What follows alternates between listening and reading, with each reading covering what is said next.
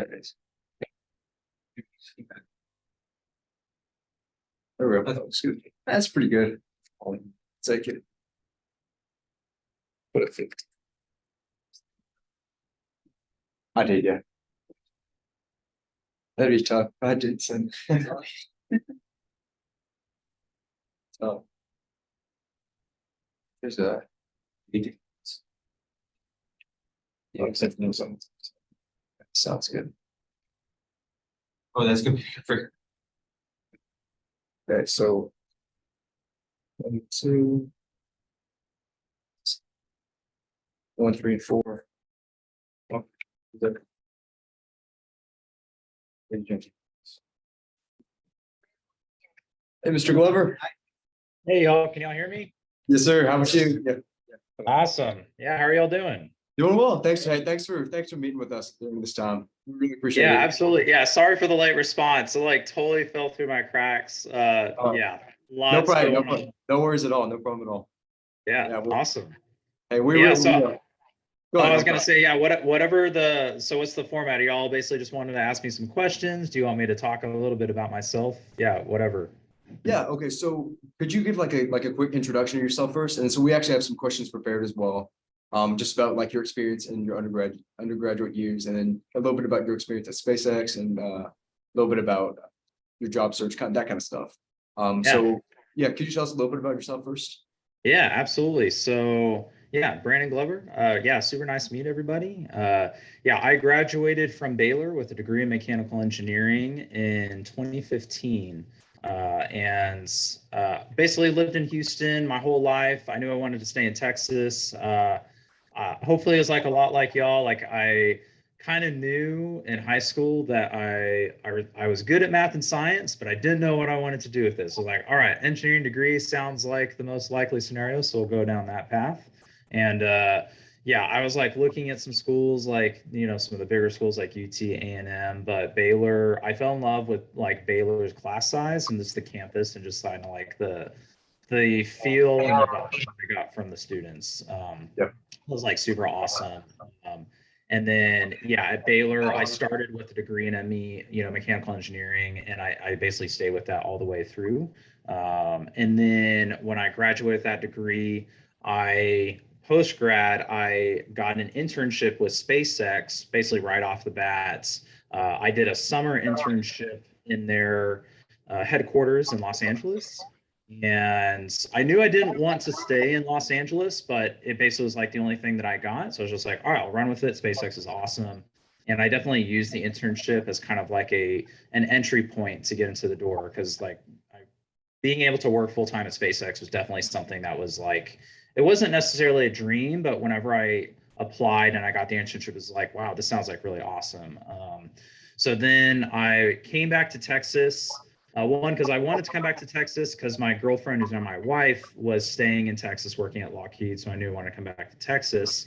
And I learned about our test facility that's in McGregor, which hopefully I'll know where McGregor is. It's actually super close to Waco. It's like probably a 25-minute drive south or southwest of Baylor. And like that's where our SpaceX's main test facility is. So any piece of hardware right now that we're sending into space, in terms of like the hardware that we developed, the rocket itself, gets tested in this test facility. So I basically started there full time after the internship, and I've been working there ever since. So basically 7 years now. It's been super awesome. I've kind of rotated through several roles. I started as a test operations engineer for the Falcon. So our current launch vehicle is the Falcon rocket. And so I've been on the Falcon team pretty much since then. I started as a test operations engineer, where we had the first stage, which is the biggest part of the rocket that lights, basically the thing that lights coming off the ground. That's the first stage. My team, we were responsible for testing that portion of the rocket. And then I became a lead of that team. And then that team kind of expanded to include both the first stage and second stage. So if y'all have ever watched a rocket launch, the first stage is the one that ignites, it goes up, and then there's a second stage that it separates, and then that one ignites and takes the payload into orbit. So then our team was kind of the test operations team for both stages. But now I've stepped out of the test operations role, and now I'm called a senior operations engineer, which sounds super similar, but another title for it that some of y'all may have heard of is called industrial engineering. Basically, I am looking at systems or the processes behind how are we doing these things, and can we be better at doing those things, either with less money, less people, basically do more with less. And how do we get there? How do we be more efficient? So I'll help like in a very strategic sense where I'm looking at year-long plus goals and how do we achieve those goals. But I'm also helping with very specific projects that we've identified, be like, hey, this is a problem. This is blocking us from being able to do 10 more rocket launches this year. How do we fix this problem to be able to go do 10 more launches? Kind of a very specific process improvement.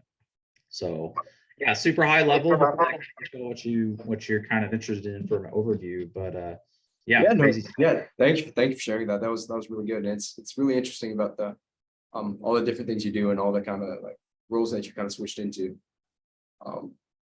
Can we ask you a couple questions about how like school when you were an undergrad student at Baylor? Yeah. Okay, Yeah. cool. So one of the things we were wondering is how important do you think it is to get a degree above a bachelor's degree in order to be successful as an engineer? That's a loaded question, and it probably depends on who you talk to. Really, I think it depends on your own personal trajectory.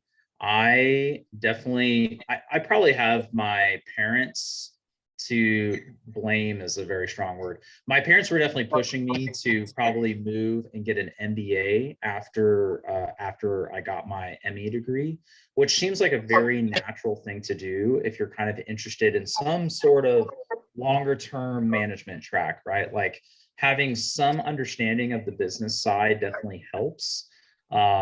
So that was kind of always in the back of my mind. And what was also in the back of my mind was knowing that the longer that I went in between getting my ME degree to getting the MBA, the longer you're away from school, like I could just tell y'all, the harder it's going to be to go back to school. Just because like life happens, maybe you get a family, maybe you just like get less and less of like desiring that school life. So I ended up just never kind of getting the MBA. But for my personal trajectory, I'm glad I didn't, because at first I was definitely interested in going like down a leadership track, which I did. But I also realized that you don't have to have an MBA to be a good leader. You don't have to have an MBA to be a manager. It can help, and what I would say an MBA does help with is potentially in like the resume review process. Man, sometimes just if the hiring manager has two resumes that look identical and one person has an MBA and the other doesn't, they're probably going to go with the person that has the MBA before they even talk to you, which is super unfortunate. But a lot of times that's really what a degree does, is it kind of just helps set you apart from a purely objective look at a resume standpoint.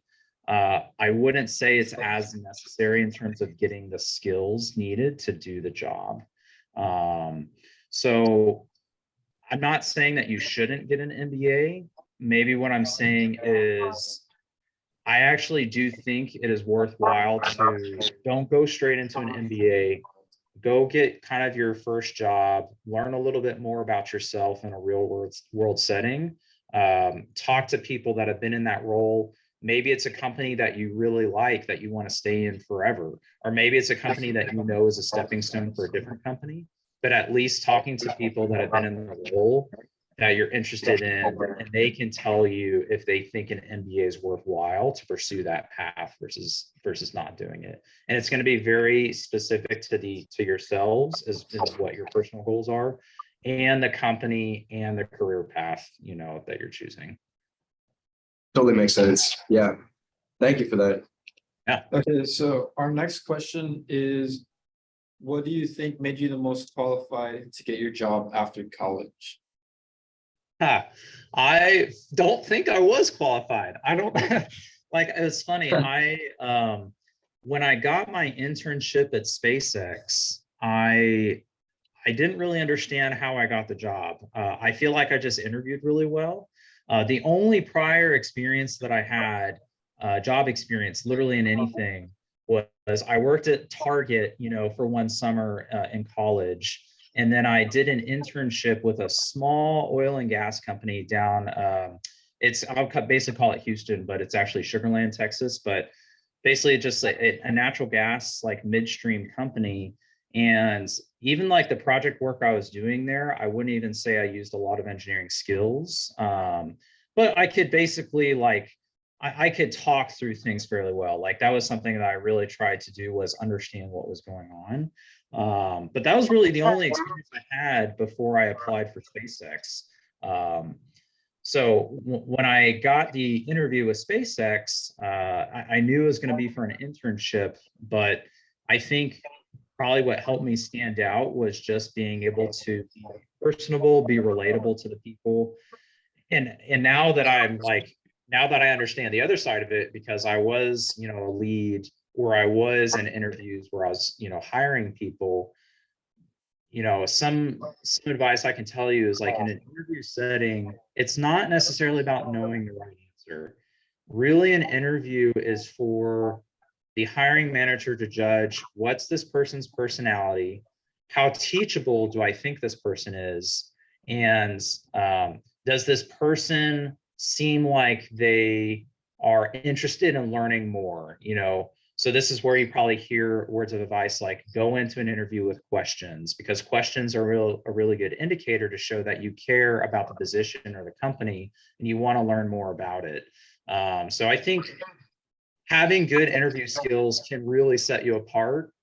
It's like you almost have like two phases. You have to try to tailor your resume to try to get your resume to stand out in 100 other resumes, maybe 1,000 resumes, who knows? So it's like that's one part.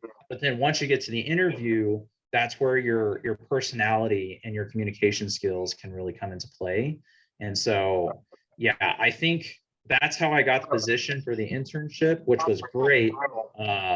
But yeah, even when I was in the internship, I just felt like I didn't know what I was doing. And I can probably tell you right now, whatever first job you have, you're going to feel like you don't know what you're doing. The secret is everybody else also doesn't know what they're doing. It's all about just asking questions, being in it together in a team setting, because it's really what engineering is about, right? It's like we are solving problems that have not been solved before. That's why you have a job, right? So it's not like people are going to have the answer right off the bat. So yeah, kind of like a weird workaround to answer the question, but yeah, hopefully that answered it. Oh yeah, no, it totally makes sense. And thanks for the the interview tips as well. That's something I think that's not only applicable in our first job, but also all throughout the rest of our careers and any career for that matter. I think an interview is really tough because it's almost like you have to be able to identify, all right, anybody is going to be super nervous going into an interview. Arguably, if the person's not nervous, does that mean that they're cocky? Do they just feel like are they actually just super confident in themselves, or are they cocky? So it's a lot can come out in an interview, and it's really a lot of times it's kind of like what you hear, somebody's going to look at your resume and within 5 to 10 seconds know if you're going to be, getting the next step along the way or not. I'd also say the same is true in an interview setting. It's like, man, that first minute is super crucial. First impressions are really crucial. So as relatable and as personable as you can be in an interview setting will actually go a long way, because it's really not about getting the right answer. It's about you working through the problem and stating your thought process out loud so that they can see what your thought process is. They care more about, are you asking the right questions to go about solving the problem, rather than just getting to the right answer right off the bat, if that makes sense. Yeah, that makes sense. All right, you just told us about how when you started, you didn't really know what you're doing, but now that you do know what you're doing, what skill do you think is the most important to actually get your job done at SpaceX? What engineering skill do you value the most? Engineering skill is pretty broad. What I think an engineering degree, what I like about an engineering degree, even if you end up never doing anything specifically engineering, and when I say like engineering, think of like super basic, like, am I designing this part, doing some sort of analysis to try to figure out this system or this part? That's like very surface level engineering. The deeper level skill that I think an engineering degree can help with, and what I actually think is more important in any job that you're in, is being able to look at the big picture and understand the big picture of everything, but also being able to dive into the smaller details and recognize what is a good enough solution. So this is something that Elon Musk actually talks about a lot. And it's something that we really strive for at SpaceX, is being able to look at a problem, and if all you're good at is just saying this is a problem, but you stop there and you don't do anything about it, that's not a good skill. Like, anybody can just say this is a problem. What's actually the skill is like, hey, this is a problem. Here are some ways that we can go about solving this problem, and this is why. And so it sounds super basic, but it's actually something that like can really go a long way. And purely from like an engineering skill standpoint, just understanding the thought process behind how an engineer thinks and how they're solving problems, to me, is the super basic skill that is applicable not in just like engineering industries, but literally any industry.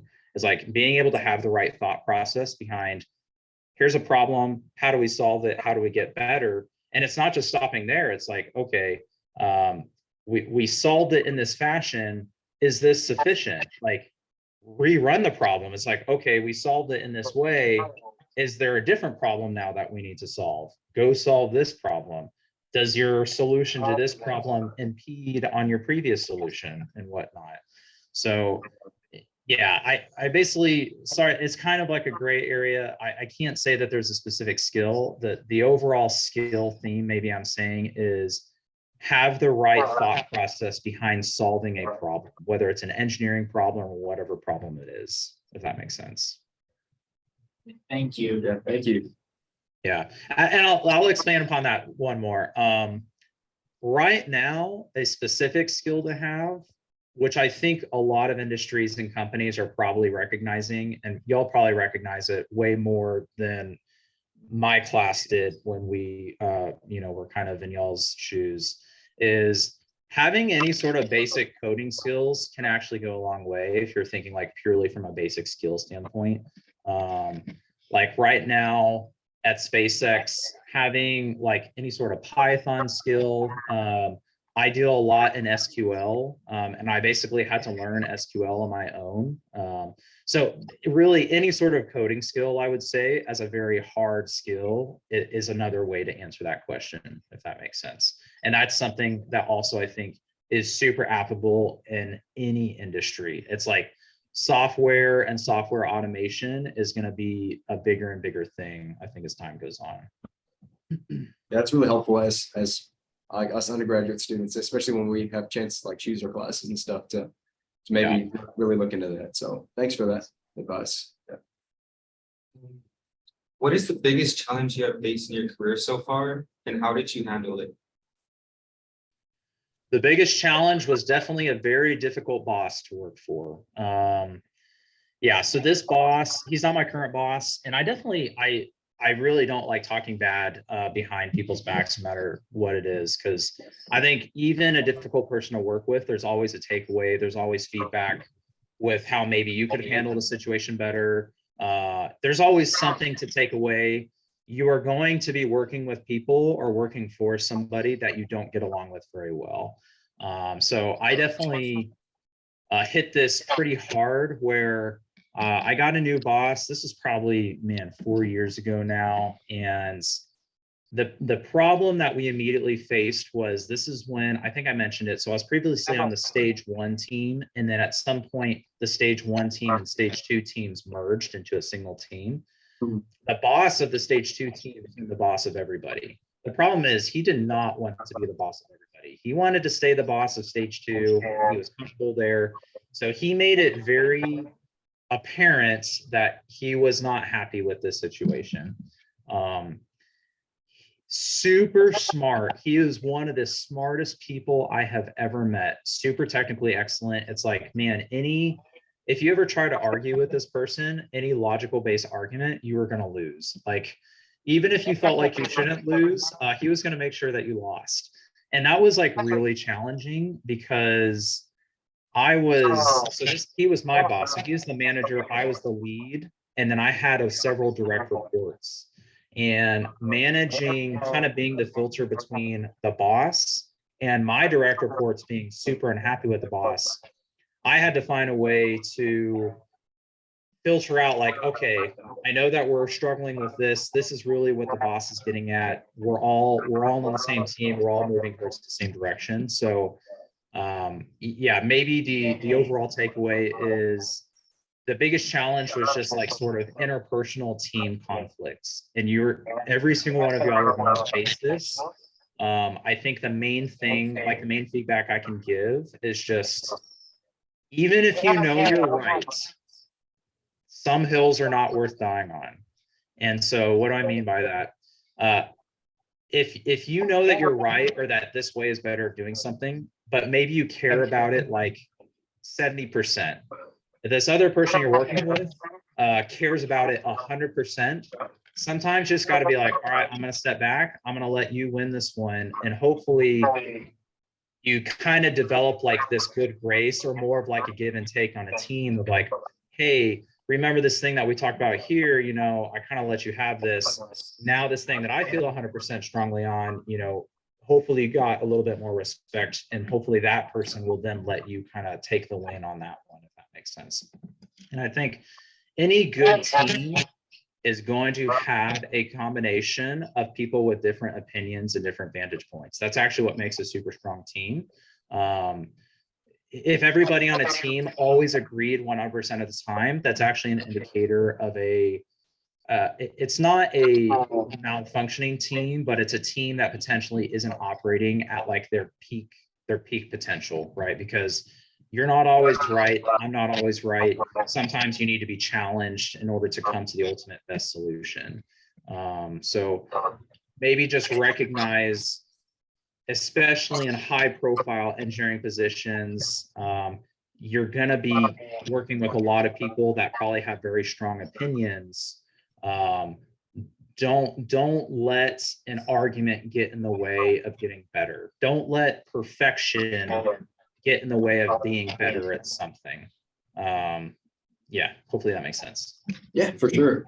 I think that's like something so, yeah, like it not only in careers, but also just, just a lot of any setting, right? Yeah, exactly, Even in classes, like in a group work environment setting, it's like there's always going to be people that you're not going to get along with. But that's the real world, right? It's like you can either just like sit on your butt and think, man, all right, nothing's going to happen. I'm going to be upset all the time about this. Or it's just like, all right, like, hey, what do you want to work on? What are you good at? Try to like identify the strengths and weaknesses of every member on the team, and try to like go about it in a team setting so that everybody feels accountable to getting it done. Yeah, that makes sense. So building up to the previous question, I was wondering what you see as the most difficult part of your job, and what the most fun part of your job is, like in terms of what you do. Yeah.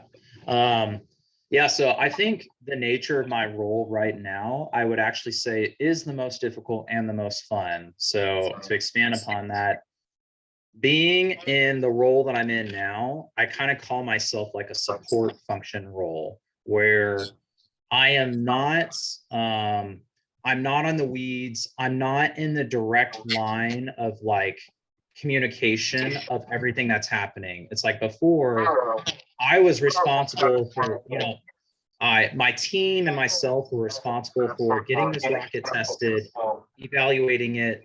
Is it good to ship to the launch site for flight? Yes or no? I was always in that direct line of communication. I was responsible. It felt good, right? It's like you feel important whenever you're like very clearly this job is very important. Like my role is very important, and you feel good about it. But at the same time, you almost get more stressed out about it because you are in the direct line of fire of questioning, communication, timelines, things like that. Whereas now, the role that I'm in is not direct, it's more support. I'm more of operating behind the scenes. I am not bogged down by the day-to-day stuff. I'm actually able to take a step back and be like, hey, y'all keep telling me this same problem is happening every day. Y'all only have the bandwidth to solve that problem each and every day. My bandwidth is solved saying, what are the themes? What are the common things that you're dealing with on a daily basis? Let me go help solve those problems from a strategic standpoint so that you never deal with it again, if that makes sense. So my job offers me a lot of freedom where I essentially can go about identifying the areas that I think are the top constraints for the process. And I have a lot of leeway where I can just go tackle the problems and my boss has very little input. My boss doesn't even really know what I do sometimes. He just knows that I'm doing important things, which is great. Like I love it. I don't have to get micromanaged. I don't get questions, but the onus is on me to make sure that I'm delivering results, right? Like I need to make sure that I'm showing, I appreciate the freedom you're giving me. Here are the results. Here are the things that I've identified. Here's why they're a problem. Did you know they were a problem? Great, we solved them. Did you even know they were a problem? If not, hey, look how big of a problem this was. Like, y'all didn't even know it.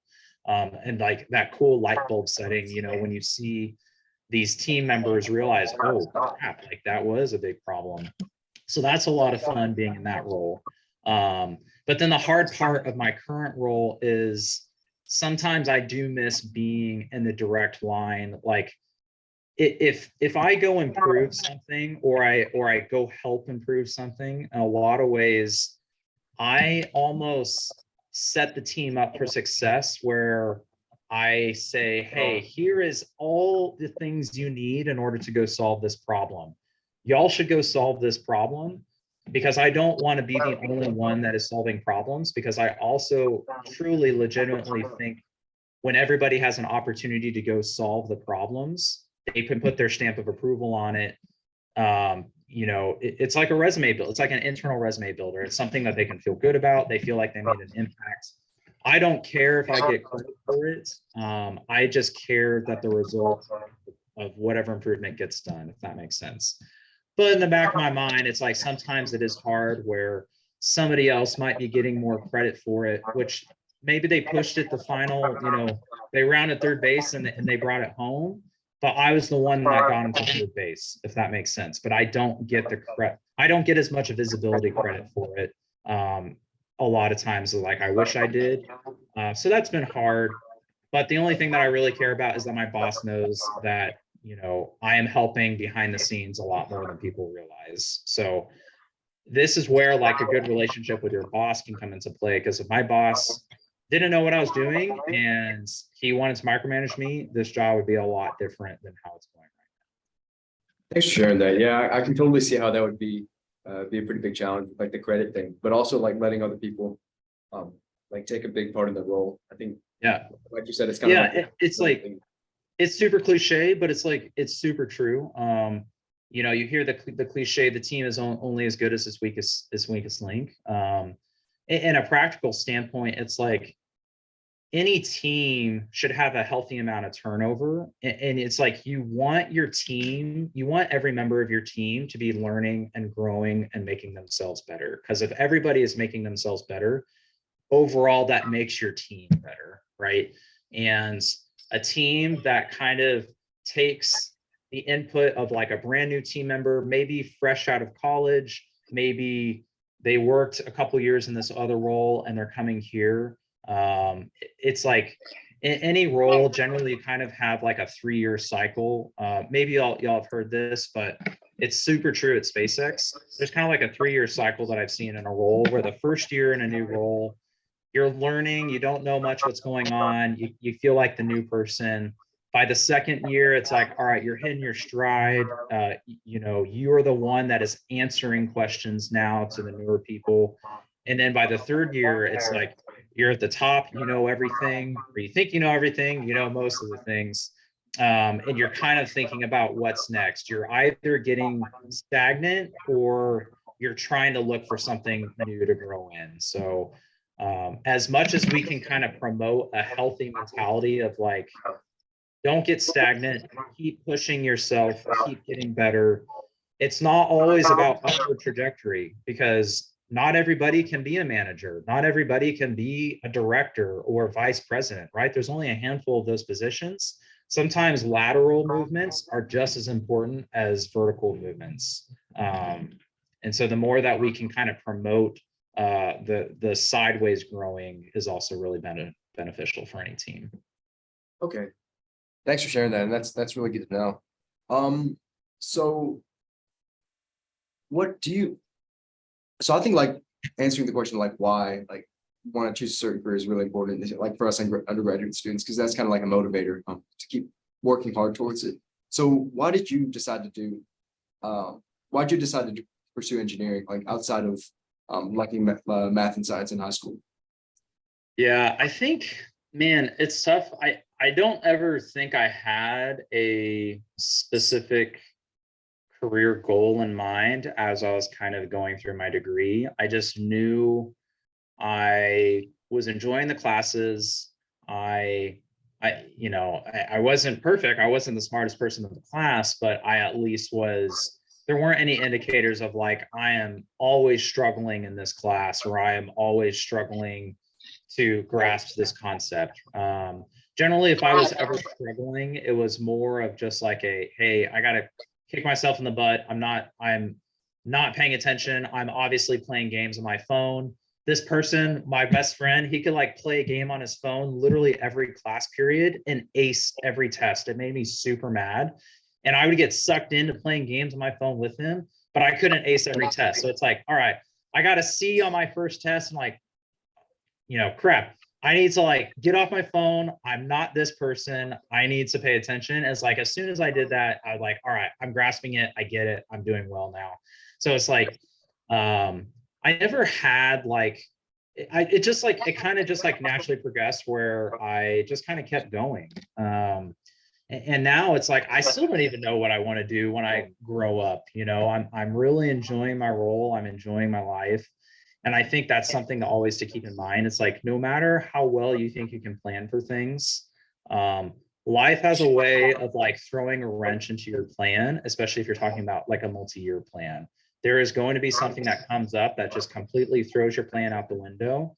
So don't be bogged down in thinking this has to be my plan. I have a 5-year plan. This is how I'm going to get. It's not that that's bad. Just know you change a lot, both going from high school to college, you change drastically. Going from college to your first job, you also change drastically.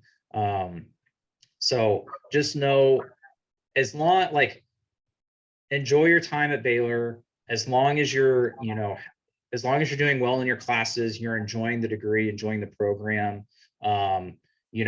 Most people don't get their dream job right out of college. And so don't hold out on like your first job being your dream job, because the odds are that's not going to happen.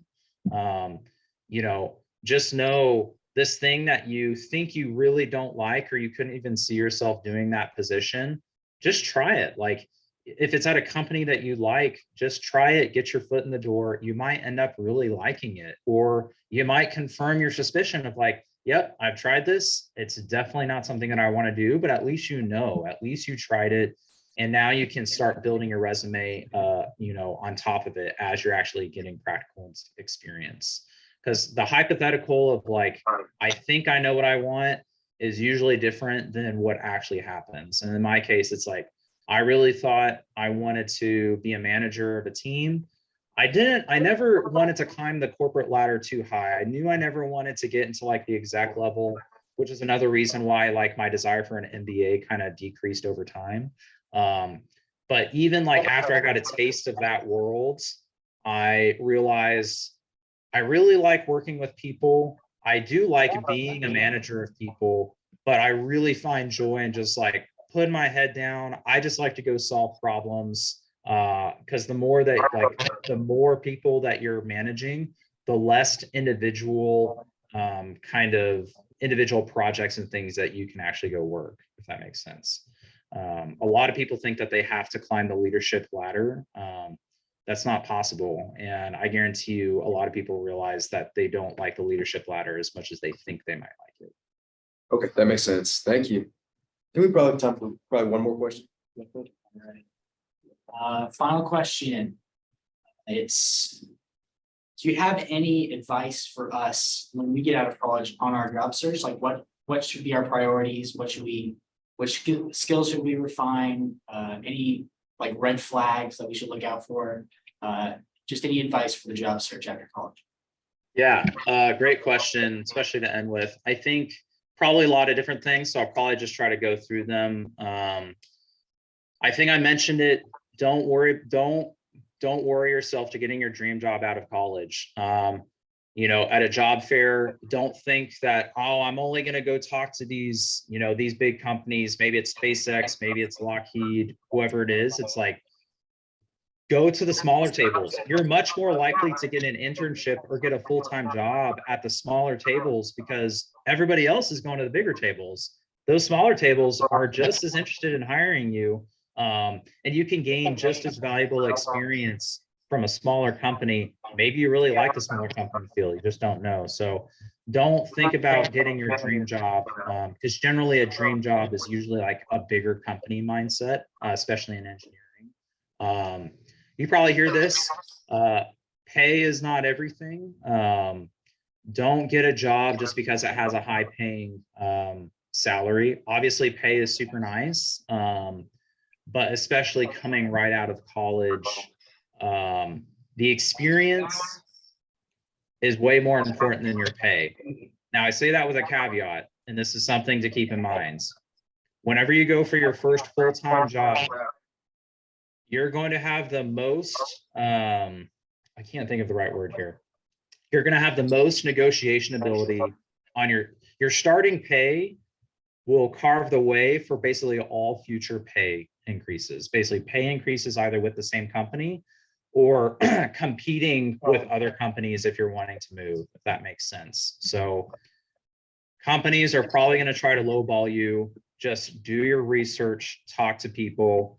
Don't expect the super high end of the spectrum in terms of pay, but don't sell yourself short as well if you think that you're worth more than what the company's offering you. But pay is not everything. Let's see, what else? Other good experience. I think I've also kind of talked about this. I think in the job that you're in, something I'm really trying to push onto anybody that I'm working with is find a quote 80% solution. And what do I mean by that?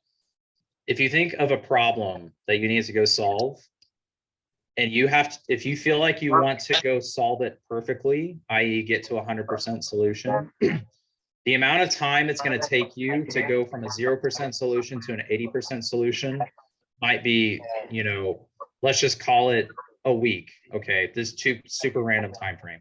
Let's call it a week of your time dedicated to get to an 80% solution. To get from that 80% solution to a 90 or 100% solution might take you 4 weeks, okay? So you could spend 4 weeks trying to get that extra ink out that 20%, or you could have solved 4 other problems to an 80% solution within that same 4-week time span. And that's where I've also mentioned, don't let perfect get in the way of being better. Don't expand or expend too much of your time, energy, and effort trying to solve a problem perfectly. Sometimes it's better just like go for the quick win, get the solution in, get feedback on it after it's done, and then maybe you can go back and refine it and maybe go from an 80% to an 85%. But the overall theme of it is go for an 80% solution. It's going to make you a better engineer. It's going to make you just way more productive than you realize than a lot of your other peers and coworkers, because you're going to have way more under your belt in terms of what you're solving than this person that solved this one problem in the same amount of time. Does that make sense? Okay, yeah, that totally makes sense. And that's very, very helpful, not only for careers, but just life in general. Like, yeah, thank you so much for taking the time to interview with us and just for giving us so much, all the wisdom you gave us in that. We really appreciate it. Yeah, absolutely. Yeah. And if y'all ever have any other like specific questions you want to ask me, feel free to email me, you know, whatever it is. I'd be super happy to answer them. Awesome. All right, thanks, Hayden. Thank you. Hey, thanks so much, Mr. Glover. Yeah. Appreciate Thanks, it. guys. Nice to Have a meet good y'all. day. You have a great day. Yeah, nice to meet you too. Bye bye.